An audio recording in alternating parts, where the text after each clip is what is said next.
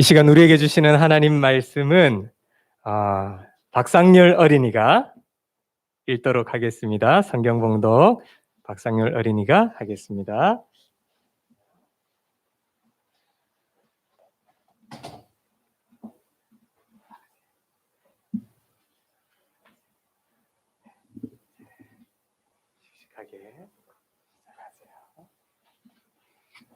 우리에게 주시는 하나님의 말씀은 구약성경 신명기 28장 1절에서 6절 말씀입니다. 구약성경 304페이지입니다. 신명기 28장 1절에서 6절 말씀입니다. 네가 내 하나님 여호와의 말씀을 삼가 듣고 네가 오늘 내게 명령하는 그의 모든 명령을 지켜 행하며 내 하나님 여호와께서 너를 세계 모든 민족 위에 뛰어나게 하실 것이다. 내가 내 하나님 여호와의 말씀을 청정하며 이 모든 복이 내게 임하며 내게 이르리니 성읍에서도 복을 받고 들에서도 복을 받을 것이며 내 몸의 자녀와 내 토지의 소사가 내 짐승의 새끼와 소와 양의 새끼가 복을 받을 것이며 내 관주리와 떡 반죽 그릇이 복을 받을 것이며 내가 들어와도 복을 받고 나가도 복을 받을 것이니라. 아멘. 네. 잘했습니다. 잘 내려오세요. 잘했습니다. 감사합니다.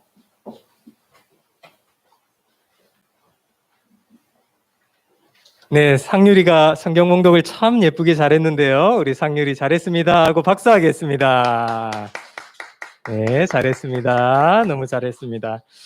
네, 오늘 우리에게 주시는 하나님의 말씀 신명기인데요.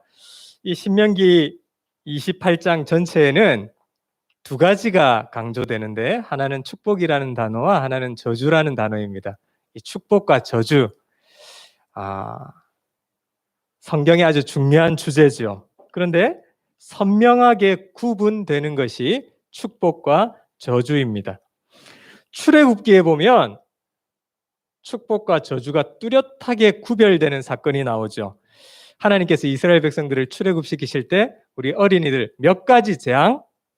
10가지 재앙을 주셨는데 10번째 재앙이 무엇인지 기억이 납니까?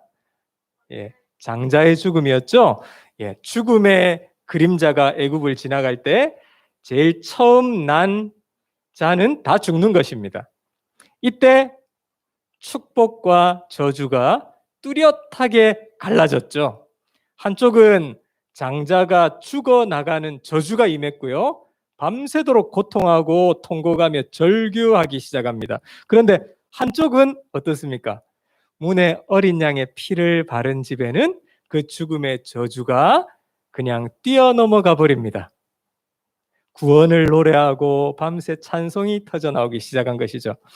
하나님께서는 출애굽기에 나오는 10번째 재앙을 통해서 복이 무엇인지 그리고 저주가 무엇인지를 분명하게 가르쳐 주셨습니다. 애굽에 다 같이 똑같은 장소에 똑같은 시간에 똑같이 있는데 누군가는 축복을 누리는데 누군가는 저주를 누렸던 것이죠. 성도님 여러분, 오늘도 마찬가지고요. 지금도 마찬가지입니다. 똑같은 시간에 똑같은 장소에 같이 있는데 누군가에게는 하늘에 문이 열려서 축복이 흐르는가 하면 누군가에게는 저주가 흐르는 곳도 있습니다. 어떤 곳에는 빛이 흐르는가 하면 어떤 곳에는 어두움이 흐릅니다. 이 시간 하나님의 말씀을 통해서 우리 모두에게 복이 흘러 넘치는 은혜가 있기를 간절히 축원합니다. 우리 이 시대는 참 아픔이 많은 시대입니다. 상처 없는 사람이 없고 참 갈등 없는 가정이 없죠. 목사님들은 괜찮겠지. 전혀 그렇지 않습니다. 목사님들에게도 문제투성이죠. 제가 신학교를 졸업한 지 10주년 됐을 때 신학교 동기들끼리 10주년으로 모이게 되었습니다. 참 많은 목사님들이 우울증과 공황장애를 겪고 계셨죠. 온통 이 시대가 상처투성입니다. 일본에 살아가는 우리들은 어떨까요? 참 뭔가 불안하죠. 참 뭔가 아슬아슬합니다. 이런 시대에 우리에게 필요한 것이 무엇인가 하면 복입니다.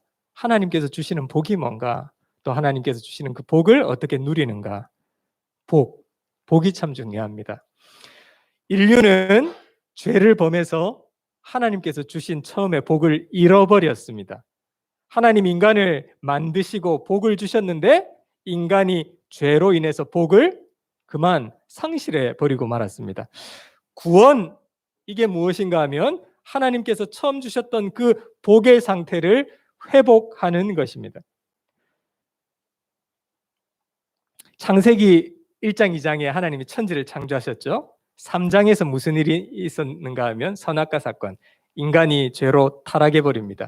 하나님께서는 타락한 이 인류에게 구원을 허락하시고자 구원 계획을 시작하시는데 그게 창세기 12장입니다. 무엇으로 시작하시는가? 아브라함을 부르시는 것으로 시작합니다. 아브라함을 부르시면서 하나님의 놀라운 전 인류의 우주적인 구원 계획을 실행하기 시작하시면서 하신 첫 번째 말씀이 뭔가? 복에 대한 말씀입니다.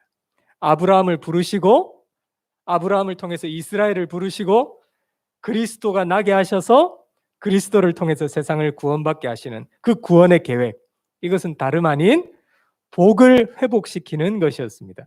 그래서 창세기 12장에 하나님께서 아브라함을 불러내실 때 제일 처음 복에 대해서 말씀하시면서 이렇게 자막을 보시면 하나님이 이렇게 말씀하십니다.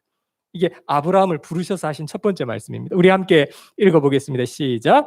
내가 너로 큰 민족을 이루고 내게 복을 주어 내 이름을 창대하게 하리니 너는 복이 될지라. 땅의 모든 족속이 너로 말미암아 복을 얻을 것이라. 하나님께서 아브라함에게 복을 주신 이유는 네가 복을 받고 그 복을 흘려 보내기 위함이었습니다. 하나님께서 아브라함을 복의 유통자로, 복의 통로로 삼으셨다는 것이죠. 성도님 여러분, 복은 누가 흘려보낼 수 있는가 하면 복을 받은 자가 흘려보낼 수 있습니다. 하나님께서는 이 복을 알고 이 복을 누린 사람이 다른 사람에게 복을 흘려보내고 축복하라고 하시는 것이죠. 오늘 신명기 28장 1절 2절 오늘 본문 함께 읽어보겠습니다. 시작. 네가 내 하나님 여호와의 말씀을 삼가 듣고 내가 오늘 내게 명령하는 그의 모든 명령을 지켜 행하면 내 하나님 여호와께서 너를 세계 모든 민족 위에 뛰어나게 하실 것이라. 내 하나님 여호와의 말씀을 청종하면 이 모든 복이 내게 임하며 내게 이르리니.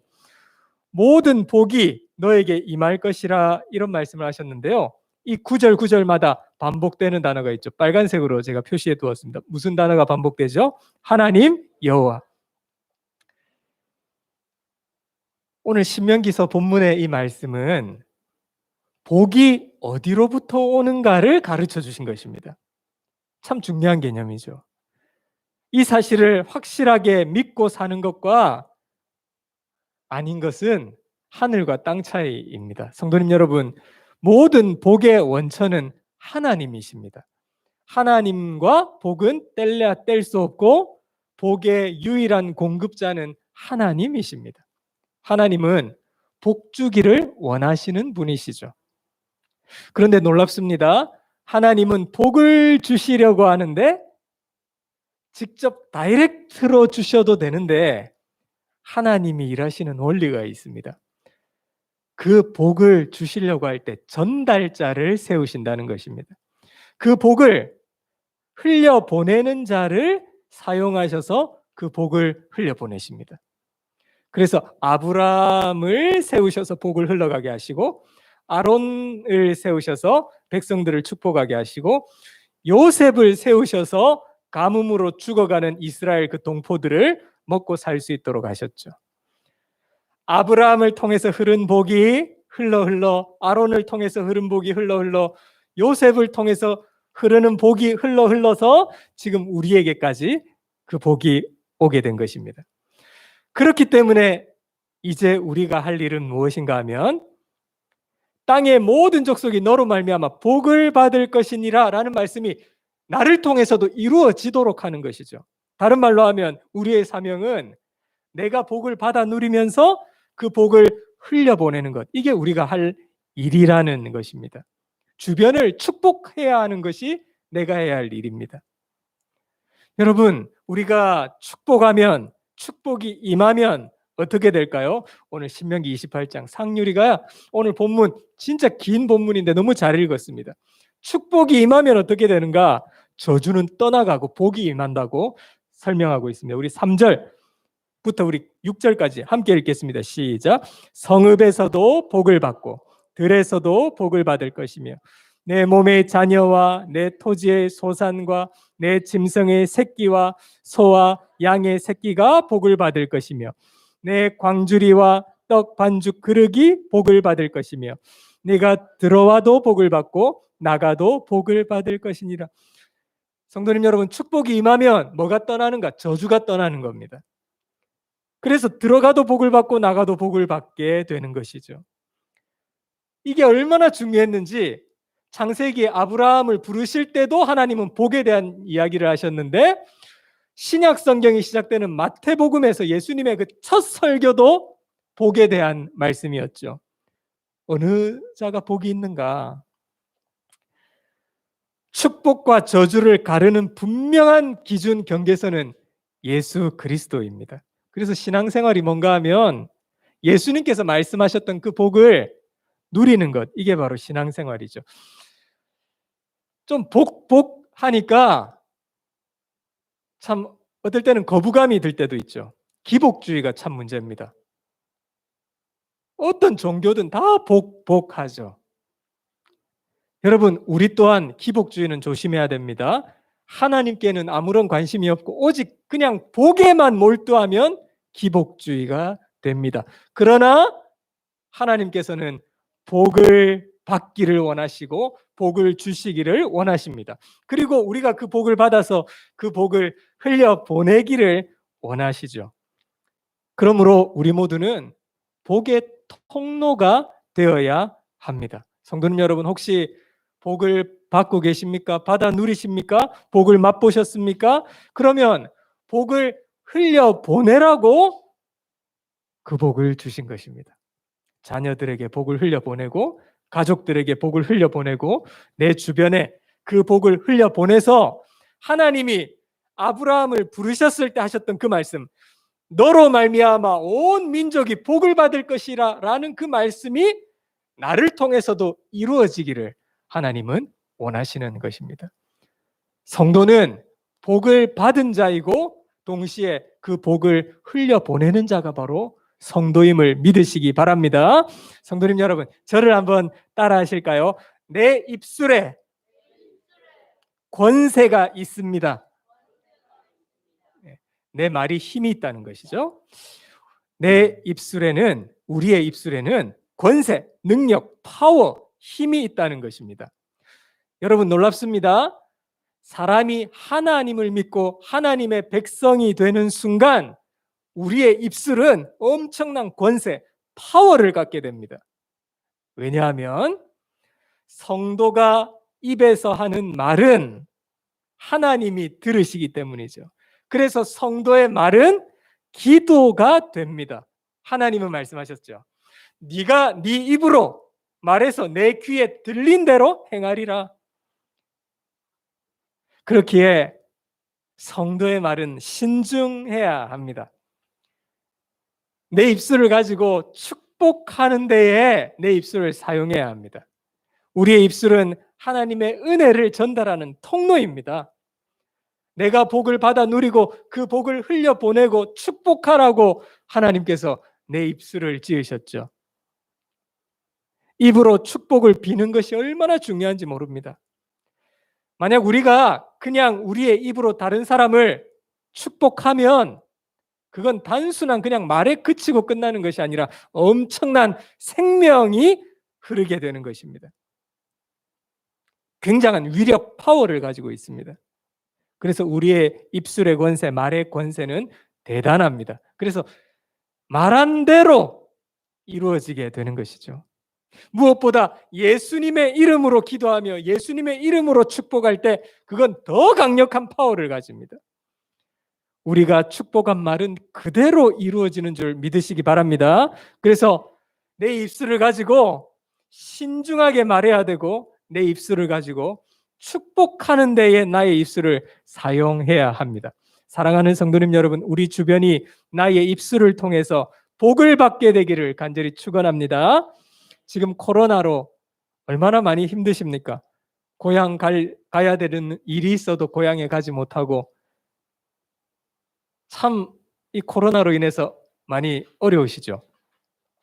이 코로나라는 전염병 특징이 뭔가요? 전염시키는 게 특징이죠. 옮긴다는 데 특징이 있습니다.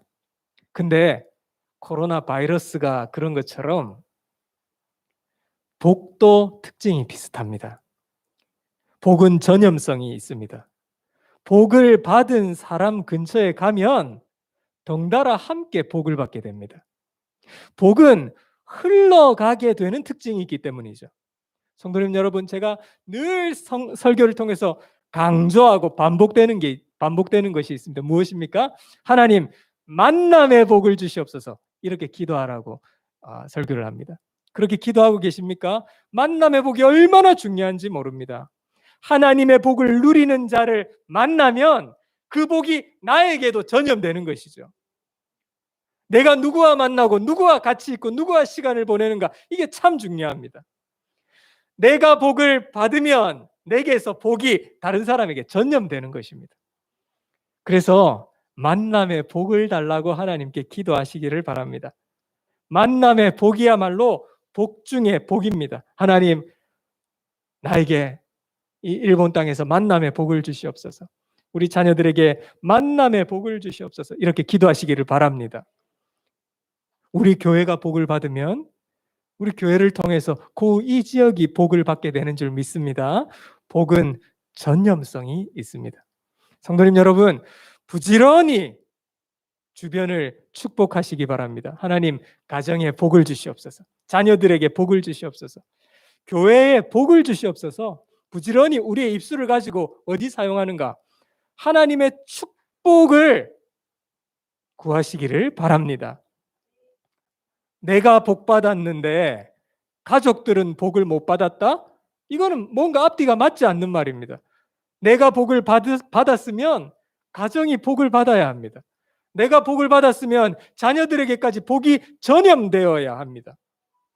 부모가 할 일이 뭔가요? 부지런히 자녀들을 축복하는 일이죠. 하나님, 이 자녀 평생의 복을 주시옵소서. 오늘 이쁜 가영이가 우리 엄마와 함께 교회를 왔는데 가영이 엄마께서 하실 아주 중요한 일은 하나님, 평생 우리 가영이에게 복을 주시옵소서. 엄마가 할 수 있는 최고의 선물이죠.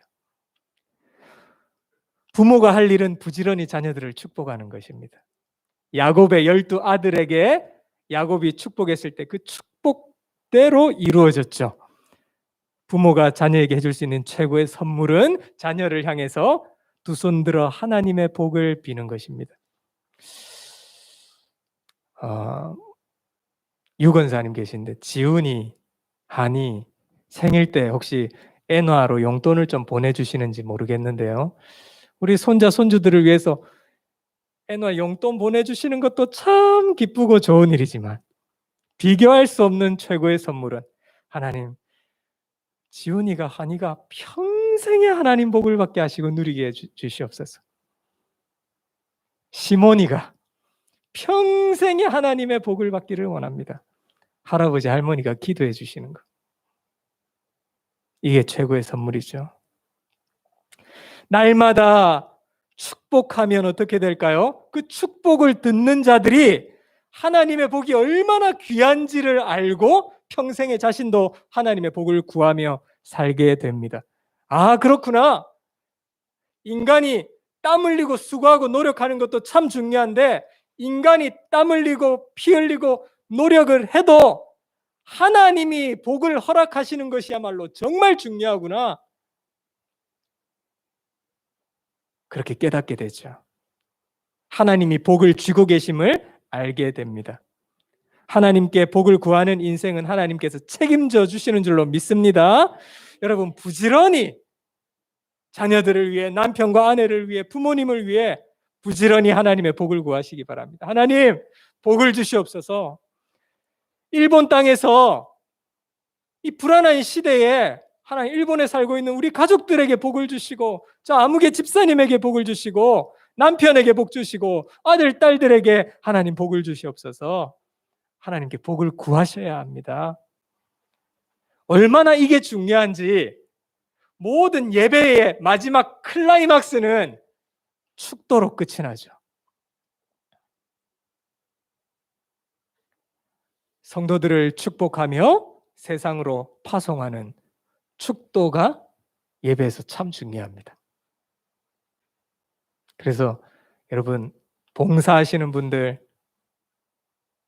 꼭 축도 끝나고 밥 준비해 주시고 예, 축도 마치기 전에 가시면 안 됩니다. 어떤 교회는 30년 동안 축도를 한 번도 들어보지 못한 목사가 없어서 30년을 목사를 기다리는 교회도 있는데, 18년 동안 한 번도 목사님이 안 와서 한 번도 축도를 경험해 보지 못한 교회들도 이 땅에는 많이 있습니다. 우리가 주변을 축복할 때 복이 넘쳐 흐르게 될 줄 믿습니다. 축복하는 일은 우리의 할 일이고 사명이고 특권입니다. 우리는 적극적으로 복을 비는 자들이 되어야 합니다. 내가 만나는 사람들마다 마음껏 복을 빌고 축복해 주어야 합니다. 입으로 진짜 말 안 해도 마음속으로 만나는 사람들에게 하나님, 이분을 축복해 주시옵소서, 복을 주시옵소서라고 늘 아뢰어야 합니다. 내가 열심히 축복하면 주변 사람들이 복을 받게 되고요, 그 사람들이 복을 받아서 다시 그 사람들에게서 복이 흘러가게 됩니다. 근데 놀라운 사실은 내가 복을 구하고 그들을 축복했는데 그 복은 다시 흐르고 흘러 그 복이 나에게까지 다시 순환된다는 것입니다. 복은 순환되죠. 우리 행복한 교회에 복이 순환되는 은혜가 있기를 간절히 축원합니다. 여러분, 만나는 사람들에게 아름다운 언어를 사용하십시오. 부부간에, 부모와 자녀 사이에 아름다운 말, 축복의 말을 사용하시고, 일터에서 아름다운 축복의 언어를 사용하십시오. 교회에서는 더 성도들끼리 아름다운 언어, 축복의 언어를 사용하십시오. 가까이에 있는 사람들에게 가장 복된 말을 하시기를 바랍니다. 축복의 말을 아껴두지 마시기 바랍니다. 누구에게요? 가까이에 있는 사람들에게. 옆에 있는 사람들, 교인들에게, 교회 우리 자녀들에게, 목사님에게 아름답고 축복하는 말을 사용하시기 바랍니다. 우리 입은 그런 데 사용하라고 하나님께서 만드신 것입니다. 야고보서 3장 9절 10절 우리 함께 읽어보겠습니다. 시작. 이것으로 우리가 주 아버지를 찬송하고 또 이것으로 하나님의 형상대로 지음을 받은 사람을 저주하나니 한 입에서 찬송과 저주가 나오는도다. 내 형제들아, 이것이 마땅하지 아니하니라. 성도의 입에는 축복만 담아야 합니다. 왜냐하면 우리의 입에서 우리의 입은 기도하는 입이고 찬송하는 입인데 저주의 악담을 우리 입에 담아서는 안 되기 때문이죠. 남을 저주하면 저주가 흘러갑니다. 그리고 그 저주가 자신에게로 돌아옵니다. 남을 축복하면 축복이 흘러갑니다. 그리고 그 축복은 또 나에게로 돌아옵니다. 여러분, 폭력 무섭죠? 맞으면 굉장히 아픕니다. 때리는 건 안 되죠. 근데 때리는 것보다 어쩔 때 더 강력한 파워를 지니고 있는 것이 말입니다. 말은 일평생 그것이 내 가슴에 박혀서 빠지지를 않습니다. 가정에서 부모가 자녀에게 던진 말이 이 자녀의 평생을 가게 되고요. 교회에서 성도 간에 함부로 던진 말 한마디가 그 사람의 평생 가슴에 남게 되죠. 우리는 저주하도록 부름받은 존재가 아니라 축복하도록 부름을 받았습니다. 우리가 축복하면 하나님이 그곳에 복을 주실 줄 믿으시기 바랍니다. 얼마나 이 축복이 중요한지 예수님의 그 첫 사역 세례 요한에게 강해서 세례를 받으실 때 하나님이 성부 하나님이 성자 하나님이신 예수님을 축복하는 것으로 사역이 시작됩니다. 이는 내 사랑하는 아들이요 내 기뻐하는 자라 축복하셨죠. 여러분, 축복은 최고의 선물이고 축복은 칭찬 중에 칭찬입니다. 여러분, 칭찬하는 일을, 축복하는 일을 아끼지 마시기 바랍니다. 먼 데 있는 사람 칭찬할 필요 없습니다. 멀리 있는 사람 뭐 하실 필요가 있겠지만 가까이에 있는 사람, 가족들에게, 가까이에 함께 생활하는 성도들에게 마음껏 칭찬하고 축복하고 복을 빌어야 합니다. 제발 예배 끝나고 그냥 가지 마시고 마음껏 서로를 축복하고 교회의 자녀들을 귀하게 여기고 축복해 주시기 바랍니다. 축복하는 것에 하나님께서 복을 더 순환시켜 주실 줄로 믿습니다. 우리 아이들도 우리 자녀들도 엄마 아빠를 축복할 수 있습니다. 하나님은 그 축복을 비는 것을 더 귀하게 보시죠. 그래서 우리 어린이들 목사님 한번 따라해 볼까요? 엄마 아빠를 축복해 주세요. 네, 이렇게 하나님께 기도하시고 엄마 아빠를 축복하며 기도하실 수 있습니다. 하나님께서 그 기도를 들으시죠. 축복하면 그 가정의 어두움이 떠나가고요. 축복하면 그 교회에 기쁨이 흘러넘치고 천국이 임할 줄 믿습니다. 하나님은 우리의 축복 그것을 사용하십니다. 성도님 여러분, 참 이 시대는 축복에 인색한 시대이죠. 어디를 가봐도 무엇을 보아도 온통 악담과 저주가 흘러나오는 시대를 살아가고 있습니다. 이 시간부로 내 입술에서 저주는 떠나갈지어다 마음속으로 선포하시기를 바랍니다. 하나님은 우리를 통해 하나님의 복이 우리 주변에 흘러가기를 원하고 계십니다. 시간만 나면 축복하시고 부지런히 축복하시기를 바랍니다. 남을 위해 복을 비는 것을 아끼지 마시기 바랍니다. 모두가 축복받기를 우리 하나님은 원하십니다. 오늘 맥추감사주일입니다.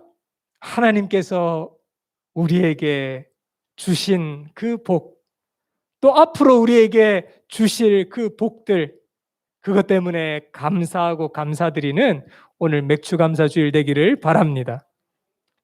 남을 향해서 저주를 쏟아붓는 이 시대에 휩쓸려서 그들과 함께 똑같은 사람으로 살지 마시고 하나님의 백성답게 내 입술을 가지고 자녀들을 축복하는 아름다운 언어, 가족과 이웃들과 동료와 성도들을 축복하는 아름다운 언어를 사용하셔서 복을 흘려보내는데 쓰임 받으시는 우리 모두가 되시기를 주님의 이름으로 간절히 축원합니다. 아멘. 오늘 말씀 생각하면서 우리 하나님께 헌금 올려드리겠습니다. 찬송가 428장입니다.